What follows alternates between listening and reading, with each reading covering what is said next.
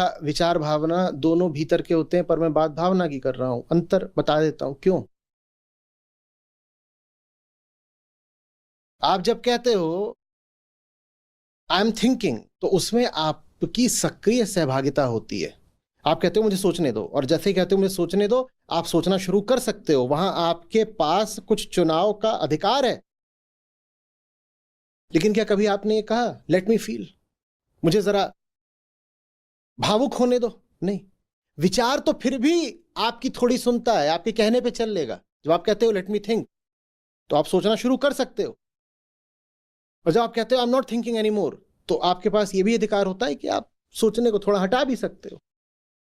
पूरी तरह विचार भले ना रुके, पर विचार पर आपका थोड़ा तो हक, अधिकार, अख्तियार होता है ना। पर क्या कभी आपने ऐसा कहा now I am going to feel? वो पूरे तरीके से अचेतन होता है। वो जहां से आता है ना आपकी अनुमति मांगता है ना सहमति मांगता है। भाव वो बस आता है और छा जाता है। इसीलिए वो आपका सबसे बड़ा शत्रु है। और भारत का एक बड़ा दुर्भाग्य ये रहा कि हमने भक्ति मार्ग को भाव मार्ग बना दिया। प्रेम अलग चीज होता है भाई। भक्ति मार्ग माने प्रेम मार्ग, भाव मार्ग थोड़ी। भावना भावना कर करके हमने इंसान को पशु बना डाला। आप जब बोलते हो तो फिर ना मैं जरा सा सोच रहा था कि उस सोचने में आपने कुछ करा ना। वो विचार आपके नियंत्रण में था ना। आप ये भी कहते हो अच्छा इस बारे में सोच लिया, चलो दूसरी चीज के बारे में सोचते हैं। आप विचार तत्काल बदल भी सकते हो, भावना बदल सकते हो। बदल सकते हो क्या? हाँ। तो भावना इसलिए बहुत जबरदस्त तरीके से आपको गुलाम बनाती है। आपका उस पर कोई हक नहीं होता, उसका आप पर पूरा हक हो जाता है। और वो आती भी किसी दैवीय बिंदु से नहीं है, वो किसी पवित्र बिंदु से नहीं आती। वो आपके भीतर की पवित्रता नहीं, आपकी पाशविकता से आती है। भावना का केंद्र एक होता है मनुष्य में और पशु में, एक समान। आपके भीतर की जो पशुता है वही भावना बन के प्रकट होती है।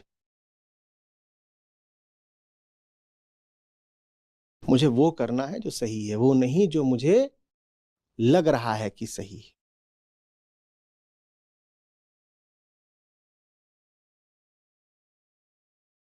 Between understanding and feeling I will always choose understand. और उसमें बुरा लगेगा, क्योंकि वो जो भीतर जानवर बैठा है, जो भावनाएं बार बार लहराता रहता है, आपका उस पर कोई अधिकार तो है नहीं ना। यही हम बात कर रहे हैं। तो भावना रही आएगी। आप बस ये कर सकते हो कि भावना है भी तो भी मैं वो कर रहा हूं जो मुझे करना है। भले ही वो करने में मैं भीतर से बिल्कुल छिन्न भिन्न हुआ जा रहा हूं, टूटा जा रहा हूं, क्योंकि भावना मुझसे कुछ और कराना चाहती है, पर मैं फिर भी वो करूंगा जो सही है। दिल पे पत्थर रख के करूंगा, पर जो सही है वही करूंगा। ये होता है अपने विरुद्ध जाना। समझ में आ रही बात? और जो ये नहीं कर सकता वो जानवर से इंसान नहीं बन सकता। सुबह उठना है, आजकल इतनी ठंड है, सुबह उठना है 5 बजे, 6 बजे भी उठ, अंधेरा रहता है। सुबह उठना है, भावना क्या आती है? रजाई। अरे आशिकी है, मोहब्बत इसी से तो है। कोई पूछे प्रियतमा का नाम बताओ, तुरंत बोलोगे रजाई। जो भी लग रहा हो, to hoots to my feelings, मुझे उठना है तो उठना है।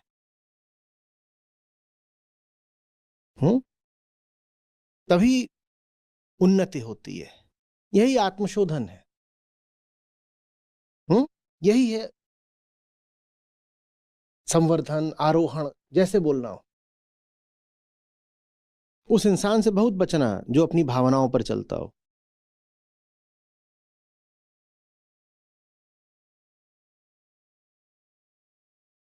वो आपको चेतना के बड़े निचले तलों की ओर खींच लेगा। और अगर वो इंसान आप ही हो तो अपने आप से भी बहुत बचना। जो कहते हैं ना, अरे भावना होती है तभी तुम इंसान होते। नहीं, भावना होती है तो आप जानवर होते। इंसान आप भावना से नहीं, चेतना से बनते हो। वो चीज होती है जो जानवर के पास नहीं होती। बोध, समझ, अंडरस्टैंडिंग, रियलाइजेशन। भावना तो पशु के पास भी होती। आप में भावना है तो आप अधिक से अधिक जानवर हो गए हो। ये आपको मिल गई क्वालिफिकेशन। लेकिन अगर इंसान कहलाना चाहते हो तो भावना से कहीं आगे आपके पास क्या होनी चाहिए? समझ होनी चाहिए, बोध। आई अंडरस्टैंड, जो कह सके आई अंडरस्टैंड, वो इंसान कहलाने का हकदार हुआ। जो अपनी भावना के आगे घुटने टेकना बंद कर देता है, उसके विचार अपने आप बिल्कुल सीधे हो जाते हैं।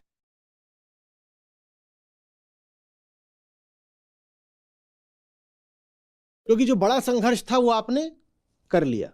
विचार तो छोटी चीज है।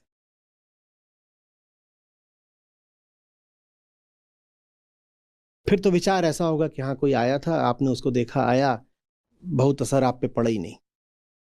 असली चुनौती तो भावना होती है, और भावना किसी छोटी मोटी लहर की तरह नहीं आती, भावना सुनामी की तरह आती है। उसके सामने खड़ा होना मुश्किल हो जाता है, चाहे वो क्रोध की भावना हो, चाहे आकर्षण हो, मोह हो, ममता हो, ईर्ष्या हो, वासना हो, भय हो।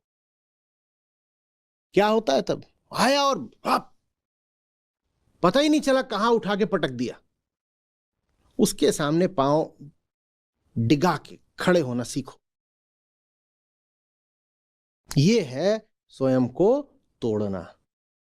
और जो ये कर लेता है वो अधिकारी हो जाता है आत्मा का।